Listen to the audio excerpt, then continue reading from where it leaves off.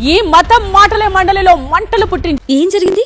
మీరు మీ నాయకుడు క్రిస్టియన్లు అంటూ చైర్మన్ మోషన్ రాజును ఉద్దేశించి మంత్రి అచ్చెన్నాయుడు చేసిన వ్యాఖ్యలు శాసన మండలిలో దుమారం రేపాయి. అవును, 4 గోడల మధ్య నేను బైబిల్ చదువుతున్నా. ఇంకెంత క్లియర్ గా చెప్పిన తర్వాత ఎంగిలి కాంచాల దగ్గర కుక్కలా ఇక్కడ ఎందుకు మనం?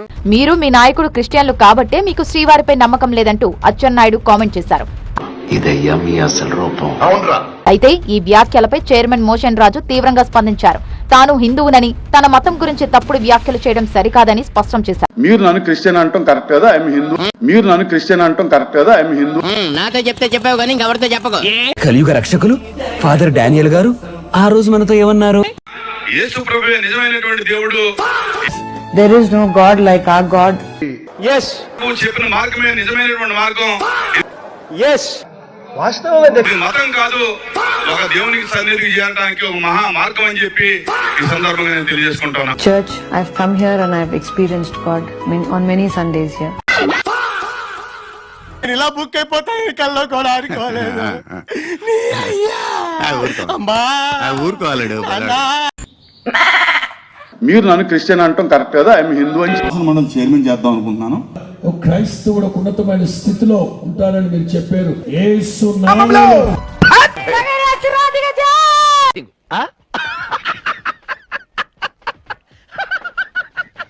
పెంచుకుందాం అనుకున్నా దేవుడు పట్టుకుంటాడు ఒక్కొక్కసారి. మొన్న ఇటు మారాను సార్.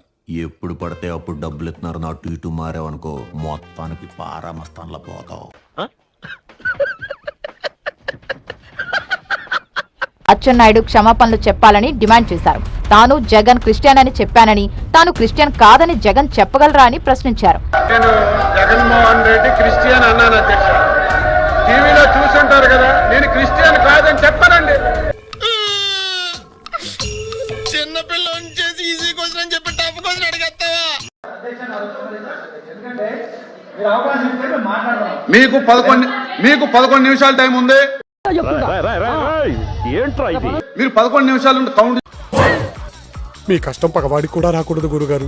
మరేరా మీరు మధ్యలో మంత్రులు మైక్ ఇస్తే మాత్రం అట్లా అధ్యక్ష మేము మాట్లాడేది. మీరు మంత్రులు మైక్ ఇవ్వడం లేదు. ఇది షార్ట్ డిస్కషన్ ఇది. షార్ట్ డిస్కషన్ ఇది. అదే విధంగా ఇకపోతే ఇరాన్ అధ్యక్షుడు పోవడం సరే, మరి దాన్ని భర్తీ చేయాలంటే మన జగనన్నే రావాలని చెప్పి మరి ఇరాన్ దేశం నుంచి కూడా రాయబారిగా రావడం జరిగింది మన తాడేపల్లి ప్యాలెస్ కి. అన్న వస్తున్నాడు, మంచి రోజులు వస్తున్నాయి, ఏం చెప్పండి?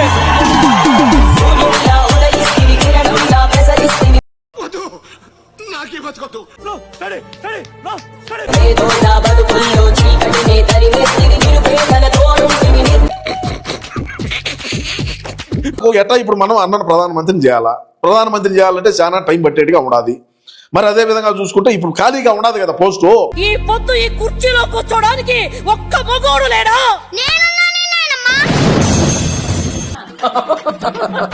ఇటువంటి ప్రపంచ దేశాల్లో ఉండేటువంటి డెకాయిట్లు, పెట్లర్లు, అదే విధంగా స్మగ్లింగ్లు చేసేటువంటి వ్యక్తులు వీళ్ళందరూ కూడా రౌండ్ టేబుల్ సమావేశమై మరి అన్నతో జూమ్ కాల్ మాట్లాడినారు. నీ ఫీలింగ్స్ అని చెప్పారని బయట ఉంటాను. మరి ఖచ్చితంగా మీరు జగన్మోహన్ రెడ్డి సాబ్ మీరు ఖచ్చితంగా ఇరాన్ బాధ్యతలు చేపట్టాలి. మీరు అక్కడ వాళ్ళకు ఇటువంటి యుద్ధ వాతావరణాన్ని ఎదుర్కొనేటువంటి అంత తలకాయ లేదు. అంటే మనం లండన్ నుంచి టాబ్లెట్లు వాడినప్పటికీ చంపేసారండి. కాలం కింద ఒక్కొక్కడికి ఒక్కొక్క ఎకరం ఇస్తాం, దరిద్రం వదిలిపోయి 2039లో మనం మన దేశానికి ప్రధాని అవుదాం. మరి దాని గురించి ఇబ్బంది ఏమి లేదు. మనం అప్పుడు దాకా ఇప్పుడు ఏమి మనకేం పని ఏమి లేదు కదా. ఏం పని ఉన్నది? గరిగరిక కహాని తప్ప వేరే ఏం లేదు. మరి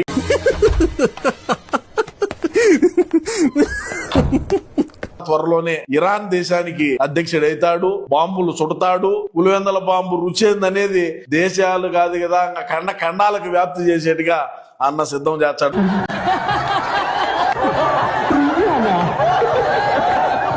చూడటం కాదండి, మీరు చెయ్యాలంతే.